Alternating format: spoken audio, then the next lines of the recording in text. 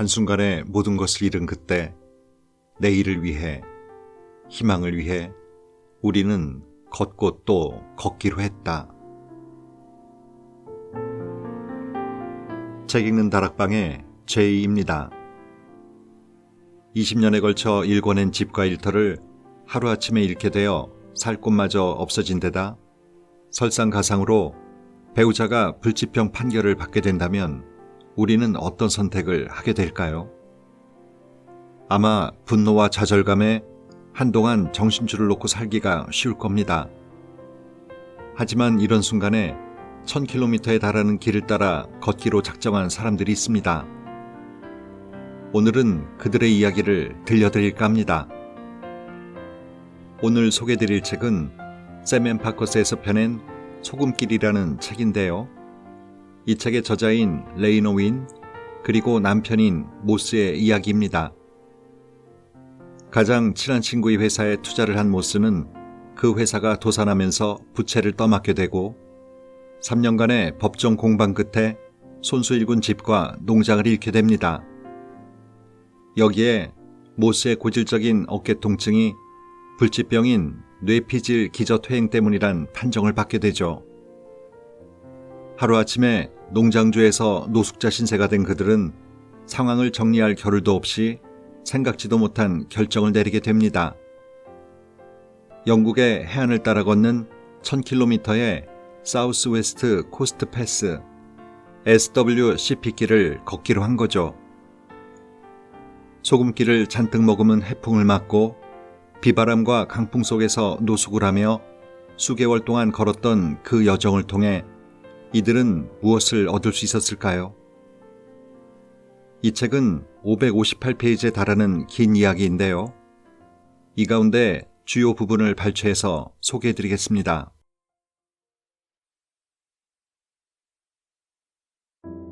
순리적으로 보자면 우리는 일을 더 열심히 하며 새빵이라도 찾아야 했다. 그런데 우리는 살던 집뿐만 아니라 휴가객들을 상대하던 일거리마저 다 잃은 상태였다. 어디서도 돈이 나올 구석이 없었다. 삶을 다시 꾸려나가기 위해서 새로운 일거리를 찾아야 했지만 지금 우리가 처해 있는 상황을 보면 그나마 양호한 건강 상태로 함께 지낼 수 있는 시간이 얼마 남지 않을 가능성이 컸다. 그러다 모스의 몸이 점점 마비되고 결국 죽음을 맞이하게 될지도 몰랐다. 나는 그런 모스를 떠나 일을 하러 갈 수는 없었다. 나는 그나마 건강이 남아있을 때 이 귀중한 시간을 허투루 보내지 않고 모스와 함께 있고 싶었다. 혼자 견뎌야 할 외로운 미래를 위해 그와 함께하는 기억이라면 어떤 것이든 만들어놔야 할 필요가 있었다. 이건 미친 짓이야. 아무리 미친 짓이라 해도 우리는 해내야만 했다.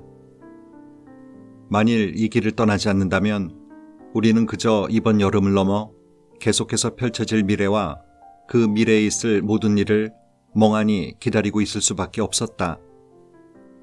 모스도 나도 그런 미래에 대해서는 아무런 준비도 되어 있지 않았다. 확실한 건 젊은 시절처럼 날쌔게 움직일 수 없다는 거지.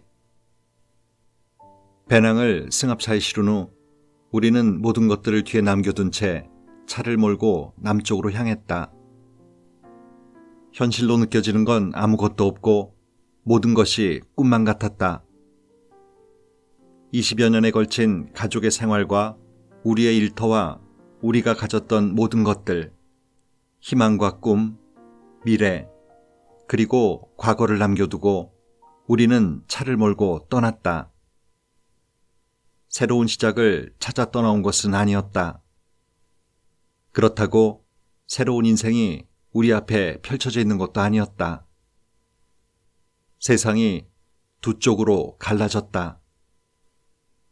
우리는 결코 건널 수 없었던 선을 넘어 텅 빈 반대편의 공간 속으로 우리 자신을 내던졌다. 그저 그렇게 차를 몰고 깨져버린 껍데기를 벗어던지듯 떠나온 것이다. 이제 우리는 앞으로 어떻게 해야 할까? 그저 걷는 수밖에는 다른 도리가 없었다. 울퉁불퉁한 땅 위에서 추운 밤을 보낸 후 마침내 아침 해가 밝아왔다. 우리는 11시쯤 배낭을 꾸려 등에 짊어지고 울타리 뒤쪽으로 기어나가 혹시 보는 사람이 있나 사방을 살핀 후에 마치 무슨 탈주범처럼 울타리 입구를 통해 도로 쪽으로 나섰다. 다시 SWCP를 찾아보니 여러 들판을 왔다 갔다. 그리고 오르락 내리락하며 풀로 덮인 좁은 오솔길로 이어지는 모습이 보였다. 오솔길 주변은 바람도 뚫고 들어오지 못할 것 같은 높다란 산울타리로 둘러싸여 있었다. 평상시 같으면 당연히 하루해가 저물었을 때 목욕을 하거나 최소한 대충 씻기라도 하고 잠을 잤겠지만 우리는 지금 사흘째 도보 여행을 하며 텐트에서 잠을 청하고 있는 처지였다. 바람 한 점 불지 않는 오솔길에서는 뭔가 냄새가 강하게 풍겨왔는데 가축에게서 나는 냄새는 아니었다. 나는 우리가 유료 야영장을 찾아갈 형편이 안 되기 때문에 전혀 씻을 수 없게 된다 하더라도 별 문제는 없을 거라고 생각했었다. 대신 매일 수영을 하면 되니까. 하지만 바닷가로 갈 일이 거의 없다는 사실은 미처 생각하지 못했다. 우리가 유일하게 바닷가 근처에서 시간을 보낸 건 마이네드에 있었을 때, 그리고 폴록에 있었을 때인데 폴록 바닷가는 정말 돌만 가득한 곳이었다. 우리는 콧노래를 불렀다. 떡갈나무 숲이 절벽 쪽으로 가지를 들이우고 바닷바람이 나뭇잎 사이로 힘차게 불어오는 숲이 우거진 절벽으로 올라가게 되자 한숨 돌릴 것 같았다. 떡갈나무 숲이 사라지고 철쭉이 보이기 시작하는 지점에서 우리는 지친 걸음을 멈췄다. 우리는 미처 깨닫지도 못한 사이에 대번의 북쪽을 지나가고 있었다. 우리가 가는 여정의 첫 번째 이정표라고 할 수 있는 지점을 통과한 것이다. 이틀이 지났고 우리는 계속 움직이고 있었다. 우리는 사우스 웨스트 코스트 패스를 걸으면서 극단적인 날씨, 즉 전형적인 영국의 날씨를 예상했다. 그런데 바람과 비, 안개, 그리고 이따금 내리는 우박까지 모두 예상했지만 열기, 이런 숨이 막힐 것 같은 뜨거운 열기는 전혀 예상을 하지 못했다. 점심 무렵이 되어 우리가 우디베이의 그늘을 벗어나자 상상할 수조차 없는 뜨거운 오후를 맞이하게 되었다. 우리는 시리얼바와 바나나를 나눠 먹으며 서쪽 건너편에 있는 잉글랜드 지역에서 가장 높은 절벽들을 바라보았다. 거의 수직에 가까운 절벽들이 250m 가까이 솟아 있었고 저 멀리 그레이트 행맨까지 이어져 있었다. 그레이트 행맨은 그 높이가 318m에 달하는 SWCP 전체 구간에서 가장 높은 절벽이다. 그렇지만 우리와 그레이트 행맨 사이에는 험준하기 이를 데 없는 절벽과 협곡들이 연이어 이어져 있었는데 심지어 페리 딜런조차도 아주 험난하다고 인정했을 정도였다. 말하자면 절벽 꼭대기에서 바다 가까이까지, 그리고 바다 가까이에서 절벽 꼭대기까지 이어지는 그런 길이 계속해서 반복되는 것이다. 그랬기 때문에 나는 이런 지형이 여정의 마지막 구간이 되도록 반대편인 풀에서 출발하기를 원했던 것이었다. 게다가 날은 점점 더 뜨거워지기 시작했다. 나는 SWCP를 떠나 가파른 비탈길을 따라서 바닷가 쪽으로 향한 것을 금방 후회했다. 다시 말해 우리는 이 길을 나중에 다시 힘들게 올라와야만 한다는 뜻이었다. 검은색 바위 위에 올라와 있는 반들반들하게 다른 돌들이 바닷물이 빠지면서 함께 쓸려갔다. 태양이 따뜻하게 달궈 놓은 돌들은 우리의 지친 근육까지 부드럽게 달래주는 것 같았다. 해가 막 지려고 했지만 여전히 살갗을 태울 정도로 뜨거웠기에 우리는 관목숲 그늘 아래 자리 잡고 있었다. 바닷물은 주저하듯 천천히 흔들리며 조용히 뒤로 물러났다가 다시 어쩔 수 없이 되돌아왔다. 모스는 떨고 있었지만 온몸이 불덩이 같았고 관절은 안 아픈 곳이 없었으며 메스꺼움을 느끼고 있었다. 그러니까 말이야. 그러니까 만일 내가 죽어가고 있다면 어떻게 하지?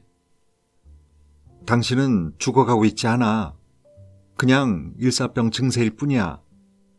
게다가 어쨌든 이제 오후가 되었으니 더 이상 일사병은 걱정할 필요는 없고 그냥 차 좀 마시면 나을 거야. 가만히 앉아서 어둠이 다가오는 것을 기다릴 수밖에 없다는 사실을 알게 된 후부터 모스는 계속 신경이 곤두서 있었다.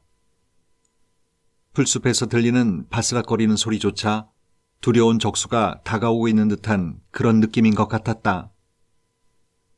우리는 그런 일이 갑자기 일어나지 않으리라는 사실을 알고 있었으며 아주 긴 내리막길을 따라 내려가야 그 끝에 닿게 된다는 사실도 알고 있었다. 우리는 모두 똑같이 신경이 곤두서 있었다. 나는 농장을 떠난 후부터 지금까지 배낭을 꾸리며 길을 떠날 준비를 하면서 계속해서 함께 아주 먼 길을 걷는 일이 우리에게 이런저런 문제들을 고민해 볼 수 있는 시간과 기회를 줄 것이라고 생각해왔다. 우리가 느끼고 있는 엄청난 상실감에 대해서 이야기를 해볼 수 있는 시간은 물론 비질 기저퇴행 증상이 갉아먹고 있는 우리의 미래를 차분히 마주할 준비를 할 수 있는 기회였다. 그렇지만 실제로 길을 떠난 후에는 그런 생각은 거의 하지 않았으며 우리가 나누는 이야기의 주제는 대부분 먹을 것과 날씨 정도였다. 나는 마치 머리에 뭐라도 뒤집어 쓴 것처럼 아무것도 보지도 생각하지도 않고 그저 터벅터벅 길을 따라 걷기만 했으며 이따금 머리를 들어 흔들며 주변을 둘러볼 때도 마치 아무 일도 없는 것처럼 행동했다. 암흑 속에서 마치 기계처럼 한 걸음 한 걸음을 옮기는 일은 묘하게 나를 안심시켰고 나는 아예 생각 자체를 하고 싶지 않았다. 그렇지만 모스는 계속 고민을 하고 있었다. 한 가지 생각이 머리를 떠나지 않았던 것이다. 우리가 지금 하고 있는 이 일이 사실은 정말 어리석은 일이며 여기까지 온 건 무책임한 행동이 아닐까? 모스의 상태가 나빠지고 있는 건 분명한 사실이었다. 우리가 걷기를 시작하지 않았다면 이렇게 매일같이 근육을 갈아 넣는 듯한 고문을 겪을 필요가 없었을 것을. 나는 이제 가이드북조차 감히 들여다볼 수 없을 정도였다. 그저 흘낏 보기만 해도 얼마 지나지 않아 여정이 더욱 힘들어질 것이라는 사실을 알 수 있었기 때문이다. 내가 제안했던 이 미치광이 같은 여행 때문에 모스의 피질 기저퇴행 증상이 더 악화된다면 그건 모두 내 탓이 되겠지. 의사도 이렇게 말했었다. 지나치게 필요한 일은 피하십시오. 너무 많이 걷지도 마시고 계단을 올라갈 때도 주의하시고요. 근래 들어 내가 생각한 계획이라곤 웨일즈를 떠나 어디론가 멀리 도망치는 것뿐이었다. 우리가 집을 잃었다는 사실, 우리 가족이 사방으로 흩어지게 되었다는 사실, 그리고 모스가 병에 걸렸다는 사실을 그저 다 잊고 싶었다. 나는 언젠가 한번 스티븐 호킹의 강연을 들은 적이 있었다. 호킹 박사는 이렇게 말했다. 우리가 누구인지 말해주는 건 바로 과거입니다. 과거가 없다면 우리는 정체성을 잃게 되고 맙니다. 어쩌면 나는 내 정체성을 잃어버리려고 애쓰고 있는지도 몰랐다. 그래야 새로운 정체성을 만들어낼 수 있을 테니. 오늘 프레가 발린 먹었어? 모스가 처방받은 이 약은 우울증 약이 아니라 신경의 고통을 덜어주는 약이었다. 약은 제대로 듣는 것 같았지만 나는 그 약이 어떻게 고통을 덜어주는지, 그리고 우울증에는 왜 효과가 없는지 잘 알지 못했다. 모스는 약을 먹으면 확실히 뭔가 더 둔해지는 것 같았다. 고통은 줄어들었지만 모스다움도 함께 사라졌다. 아니, 배기포인트에서 마지막 남은 걸 먹어버렸거든. 그거 말해주는 걸 잊어버렸네. 당신이 약 더 갖고 있어? 아니, 약은 당신이 챙겼잖아. 다 먹었다니까. 나는 손전등으로 텐트 안의 물건들을 이리저리 살펴보았다. 익숙한 모습이 내 떨리는 마음을 조금씩 달래주었다. SWCP에 들어선 이후부터 이 초록색 텐트는 우리의 집이 되어주었다. 매일 저녁이 되면 우리는 마치 의식이라도 치르듯 텐트를 치고 가지고 있는 물건들을 다 들여놓았다. 우선 저절로 부풀어 오르는 깔개를 깔고 그 위에 작은 플리스 담요를 덮었다. 그런 다음 침낭을 편 후 우리 발이 닿는 곳에, 그러니까 텐트 문 앞에 배낭을 들여놓았다. 우리는 배낭을 열어 작은 주머니에 따로 들어있는 조리도구를 꺼냈고 옷가지들을 꺼내 추위를 막기 위해 텐트 바닥 여기저기 빈 공간에 깔았다. 그리고 텐트 문 지퍼 위쪽 지붕 부분에 달린 고리에 손전등을 매달았다. 이렇게 준비가 다 끝나면 비로소 차를 끓이기 시작했고 모스는 짧게 편집된 베어울프를 읽었다. 우리가 가져온 단 한 권의 책이었다. 뭔가 의식 같은 걸 치르고 싶어 하는 건 인간의 본성이 아닐까? 편안히 잠에 빠져들기 전에 안전한 주변 환경을 만들어두려 하는 건 인간의 본능이고, 우리는 그런 안전이 확보되지 않는 한 결코 진정으로 편하게 잠들 수는 없는 것일까? 바닷가 어딘가쯤에 세워놓은 이 텐트 안은 중추신경 진통제를 먹지 못해 벌벌 떨고 있는 죽어가는 한 남자와 내가 기대고 매달릴 수 있는 유일한 곳이었다. 모스는 남용과 중독 가능성을 기준으로 미국에서 V등급으로 등록되어 있지만 영국에서는 아직 특별한 기준으로 분류되어 있지 않은 약물의 금단 증상에 시달리고 있었다. 서쪽으로부터 거센 바람이 어두운 구름을 헤치고 불어닥치더니 또 다른 구름을 동쪽의 대본 쪽으로 이끌고 왔다. 그렇지만 구름 속에 비가 떨어지기 시작한 건 한참 뒤의 일이었다. 나는 어둠 속에서 텐트 밖에 서서 야생의 자연을 그대로 마주했다. 폭풍우가 가져다주는 무아지경 속에 휘말린 채 함께 몸부림치며 끝없이 돌아가는 세상의 일부가 된 것이다. 나는 그렇게 대자연 속에 끝을 알 수 없을 정도로 구속되어 있다가 간신히 풀려났다.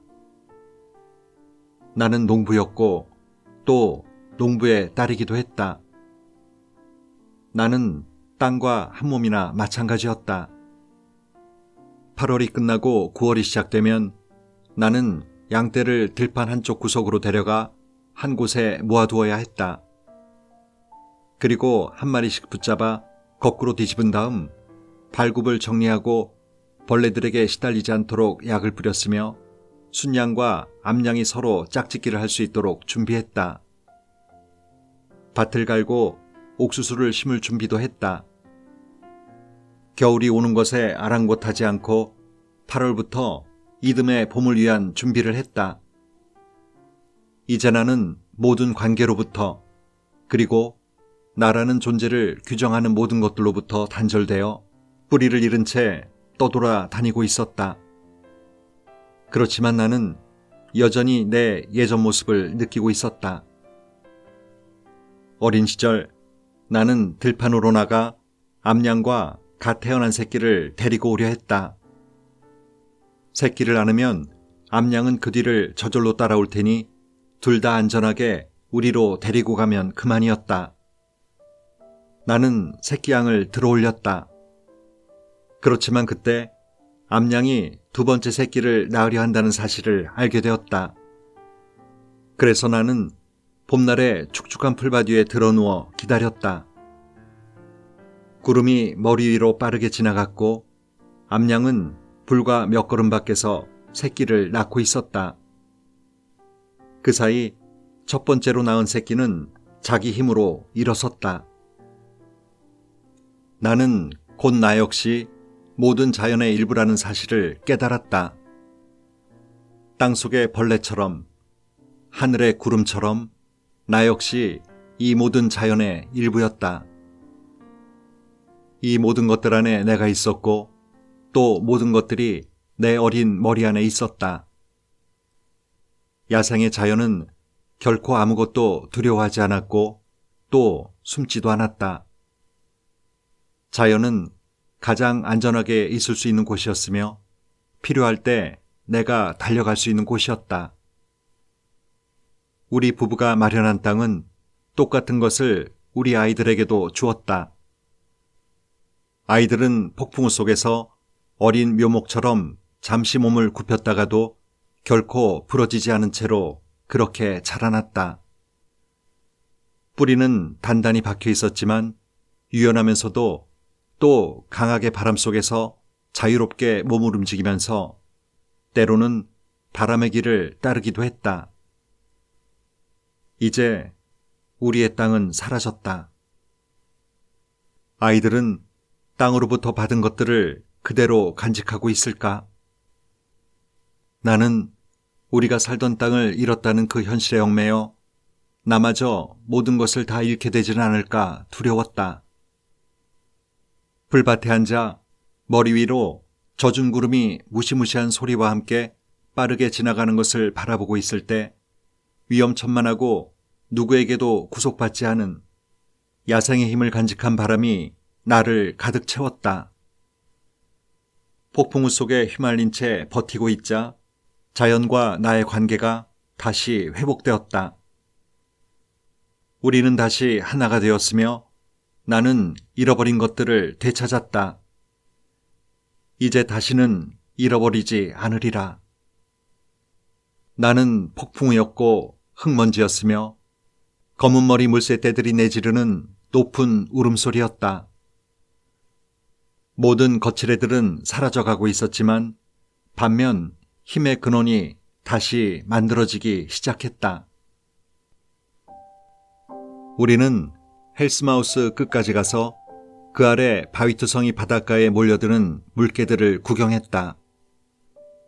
회색의 물개들이 햇살 아래 누워있거나 물속으로 뛰어들었다. 주차장과 바닷가 찻집에서 때를 지어 내려오던 관광객들이 그때 마침 조용히 입을 다물고 있어준 것은 행운이었다. 주차장에서 바닷가까지 걸어가는 사이의 빈 시간에 상쾌한 바람이 불어오면서 물개들이 내지르는 깊숙하고 구슬픈 소리가 바위 틈에 메아리쳐 함께 올라왔다. 아니, 구슬픈 소리라는 건 다분히 우리의 상상이었을 것이다. 동물들이 아무렇게나 내는 소리에 대한 인간의 주관적인 해석이 아니었을까? 그 소리에는 사실 슬픔이나 간절함 같은 감정은 전혀 실려있지 않았다. 물개들은 그저 그렇게 바위와 바다에서 영역 다툼을 하며 살다 죽어갈 것이다. 어떠한 감정도 실려있지 않은 그저 삶의 소리가 나지막이 울려 퍼진 것뿐이리라. 하늘이 밝아지면서 하늘과 바다가 다시 둘로 갈라졌다. 나는 보고 싶은 것들을 충분히 다 둘러보았을까? 더 이상 앞을 볼 수 없게 된다면 나는 내가 지금까지 봐온 것들을 다 기억할 수 있을까? 그리고 그 기억들은 나를 채우고 만족시켜 줄 만큼 충분할 수 있을까? 나이 든 남자는 천천히 왔던 길로 되돌아갔다. 그런데 과연 충분하다고 말할 만큼 많은 기억을 갖고 있는 사람이 과연 세상에 있을까? 전화가 울렸다. 갑작스러우면서도 거칠고 신경에 거슬리는 소리였다. 지금 어디야? 아, 폴리. 우리는 여전히 사우스 웨스트 코스트 패스지. 왜? 무슨 일 있어? 겨울에도 그렇게 있을 수는 없잖아. 나한테 작은 집이 하나 생겼어. 예전에 고기를 가져다 다듬고 포장하던 곳이라던데. 어쨌든 벽은 플라스틱으로 덧대어져 있지만 화장실도 안에 있고 괜찮다면 아주 적은 돈으로 빌려서 살 수 있어. 물론 내가 지금 하고 있는 일부터 끝마쳐야겠지만 말이야. 지금은 잘 모르겠는데. 어쨌든 네가 결정해. 거기서 살든지 아니면 말든지. 가시금작화 뒤에 쳐놓은 텐트는 동쪽을, 그러니까 우리가 앞으로 가야 할 SWCP 쪽을 향하고 있었다. 아직 가보지 못한 땅들이며 아직 건너가 보지 못한 강과 바다들, 아침에 맞이할 일출과 잠을 재촉하는 일몰, 깜짝 놀랄 만한 날씨와 견뎌내야 할 추위가 거기에 있었다. 그렇지만 지금 느끼고 있는 추위조차도 사실은 다가올 겨울과는 절대 비교할 수조차 없었다. 폭풍우가 바닷가로 휘몰아친다는 건 우리도 내륙 쪽으로 옮겨갈 수밖에 없다는 뜻이었다. 그렇지만 어디로 가야 하나? 폴리는 중부지방에 살고 있었고 거기는 우리가 전혀 모르는 곳이었다. 그런 곳에 가서 우리가 과연 무슨 일을 할 수 있단 말인가? 아니, 무엇보다도 어떤 미래를 꿈꿀 수 있단 말인가? 폴리의 제안은 우리로서는 도저히 답이 안 나오는 문제였다. 우리는 텐트를 나와 렌티베 베이까지 이어지는 바닷가를 돌아보았다. 하얗게 칠한 이정표 역할을 하는 화강암 기둥이며 절벽 위에 세워져 있는 전망 좋은 집도 볼 수 있었다. 우리는 쌀밥과 참치 통조림을 먹고 렌틱베이까지 가파른 산길을 따라 내려갔다. 3일 연속으로 아침마다 송골매가 나타나 날개를 펼치고 펜케로우 주변을 빙빙 돌았다. 우리는 편안하게 쉴 곳이, 따뜻한 온기가, 그리고 쓸 수 있는 돈이 필요했다. 우리는 평범한 세상에서 우리의 인생을 새롭게 시작하기 위해 노력할 수도 있었고, 그대로 여기 사우스 웨스트 코스트 패스에서 겨울을 맞이할 수도 있었다. 그리고 모스는 따뜻한 곳에서 쉬어야만 했다. 잘못된 결정들 중에서도 어떤 것들은 찾아내기도 쉽고 번복하기도 쉽다. 기차를 잘못 탔다면 다음 역에서 내리면 그만이다. 그렇지만 어떤 결정들은 찾아내기도 어려울 뿐더러 찾아냈을 때는 번복하기에는 이미 시간이 늦어버린 경우도 많다. 로안, 잘 있었니? 기차를 타야 하는데 40파운드만 좀 보내줄 수 있을까? 40파운드는 없어요. 하지만 20파운드 정도라면 보내드릴 수 있어요. 톰, 기차를 타게 20파운드만 좀 보내줄 수 있겠니? 네, 알겠어요. 그렇지만 뭔가 좀 꺼림직하네요. 뭔지는 모르겠는데 육감적으로 실수라는 느낌이 와요. 친구 폴리의 제안으로 윈과 모스는 농장에 있는 창고에서 머물게 됩니다. 모스는 아픈 몸으로 집수리를 하고 윈은 생활비를 벌기 위해 양털 깎기 일을 하게 되지만 윈과 모스는 이곳이 자신들의 삶의 터전이 될 거라고는 생각하지 않습니다. 더 이상 육체 노동을 하기가 어려워지자 모스는 중단한 학업을 마저 마치고 교사가 되는 교육을 받겠다는 결심을 하게 됩니다. 한편으로 친구인 폴리도 정기적인 농장 수입이 필요하게 되었고 윈과 모스 부부에게 빌려준 그곳을 다른 사람에게 임대하려 하자 그들은 중단했던 SWCP 완주를 위해 다시 길을 나섭니다. 모스는 배낭의 무게 때문인지 몸을 웅크리고 있었다. 쌓여가는 타우 단백질 때문인지 근육이 말을 듣지 않았다. 밀려오는 파도에 조금씩 무너져가는 모래성처럼 정신적인 혼란 증세가 조금씩 모스를 좀먹고 있었다. 정신적으로 쇠약해지는 건 피질 기저퇴행의 또 다른 부작용이었다. 무릎까지 차오른 설탕물처럼 따뜻하고 끈적거리는 소금물이 점점 내 다리에 들러붙었다. 우리는 지난해의 땀과 눈물에 이끌려 이곳으로 왔다. 그리고 그때 우리가 따라갔던 이 소금길의 이정표들이 우리를 다시 바다로 나서게 했다. 그 안에서 우리는 물이 다시 빠져나갈 때마다 모래 하나하나를 몸으로 느낄 수 있었다. 그러다 물이 가득 차오르면서 어느새 주위 방벽들도 다 물에 잠기고 말았다. 앞을 가로막고 있는 모래 언덕들을 넘어서자 아무렇게나 흩어져 있는 해초며 야생화들 위로 사우스웨스트 코스트 패스가 나타났다. 나는 바다 쪽을 바라보았다. 내 얼굴에서 소금물이 뚝뚝 떨어지게 만든 그곳은 우리의 마음을 편안하게 만들어주던 곳이었다. 몇 개월 동안 어울리지도 않는 내륙 지방에 붙잡혀 있던 우리는 손이 닿을 수 없는 수평선이 있는 따뜻한 고향 같은 곳으로 돌아왔다.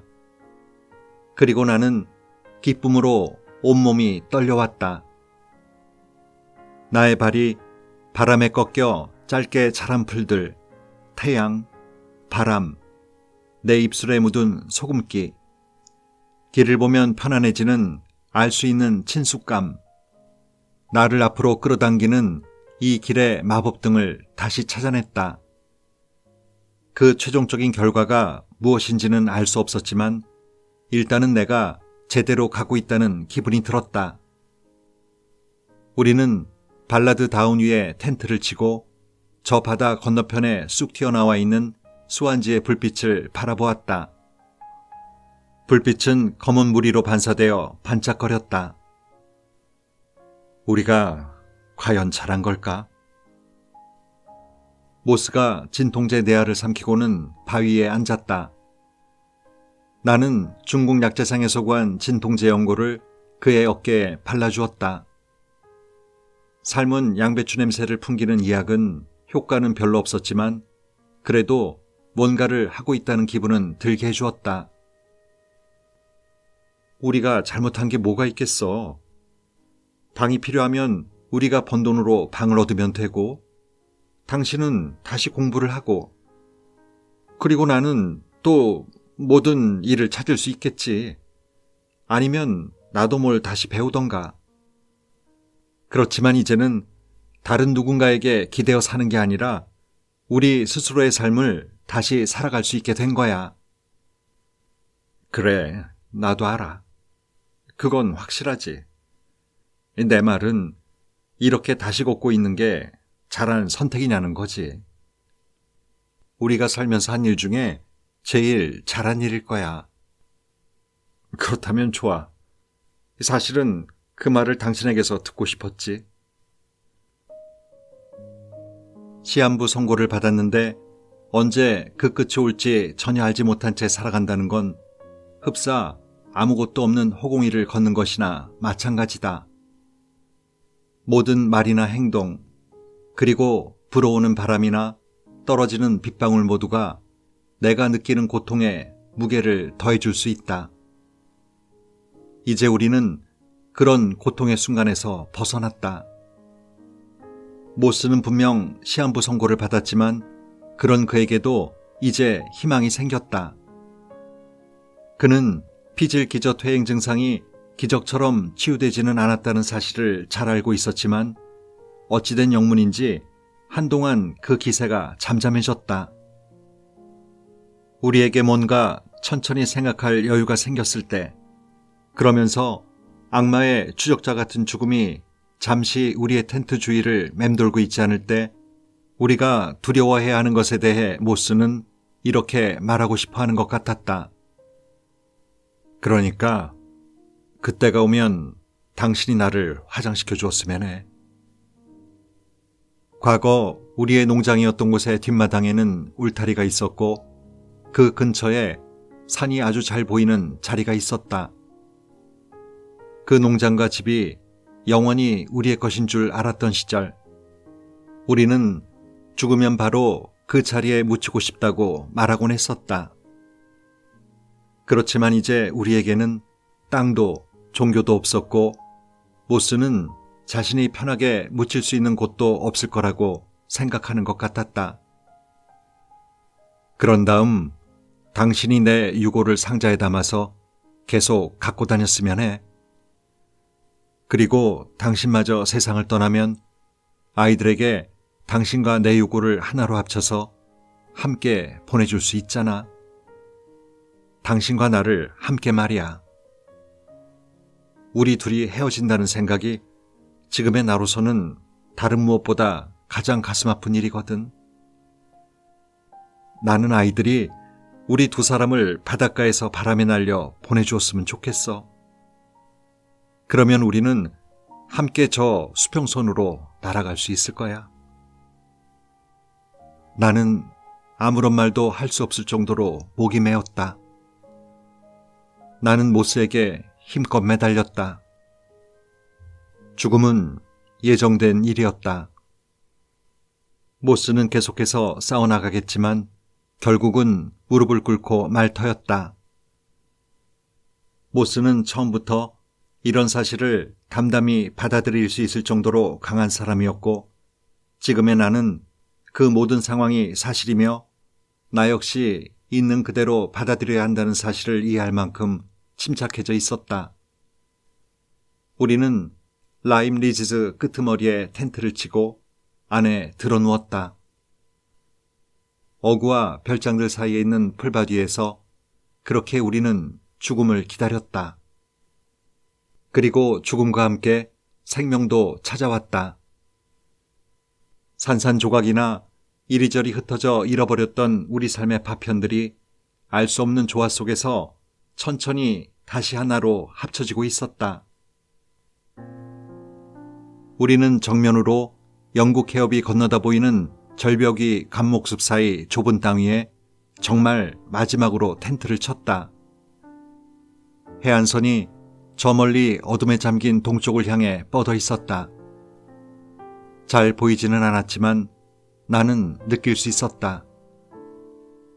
우리가 지금까지 끌고 온 우리의 과거와 한데 얽힌 긴 여정이 거의 다 끝나가고 있었다. 축축하고 시원한 바람이 내 얼굴을 적셨다. 그리고 나는 이제 하루도 채 지나지 않아 내가 마침내 방향을 돌려 서쪽을 그리고 미래를 바라볼 수 있게 된다는 걸 알 수 있었다. 이 여정이 끝나는 지점에서 새로운 삶을 시작할 수 있게 된 건 그냥 우연은 아닐 거야. 어쩌면 작년에 이 여정을 시작하게 된 것도 우연이 아닐지도 모르지. 아마 다 운명이었을 거야. 참 이상한 일이지만 당신 말은 나도 인정할게. 그런데 나는 계속 그냥 우연의 일치라고 생각할래. 우리는 역시 마지막으로 남쪽에서 불어오는 바람을 맞으며 텐트 문을 닫았다. 나는 그동안의 노숙자 생활이 이토록 예상치 못하게 갑자기 마무리되는 것에 대해 뭔가 멍한 기분이었다. 그런데 다음날 아침 눈을 떴을 때 더 이상 배낭을 짊어지지 않아도 되고 또 하루를 절벽을 따라 걸을 필요도 없게 된다면 과연 어떤 기분일까? 나는 과연 어떤 사람, 아니 어떤 존재가 되어야 할까? 잘 알 수는 없었지만 굳이 꼭 특별하게 다른 사람이나 존재가 되지 않아도 아무런 상관이 없을 것 같았다. 과거는 이제 다른 땅에 있었고 나는 그 땅을 떠날 수 있어서 기뻤다. 이제 마침내 나도 희망을 갖고 미래를 바라볼 수 있게 된 것이다. 불교의 명상법 가운데 걸으면서 하는 수행을 행선이라고 합니다. 내 몸의 움직임, 소리, 호흡에 집중하고 오감을 열어 자연을 최대한 지각하다 보면 내면의 소리가 들리기 시작하죠. 일이 잘 풀리지 않거나 답답할 때 긴 도보 여행을 통해 나를 만나보는 시간을 가져보는 것도 좋은 방법일 수 있을 것 같네요. 오늘도 좋은 하루 보내세요.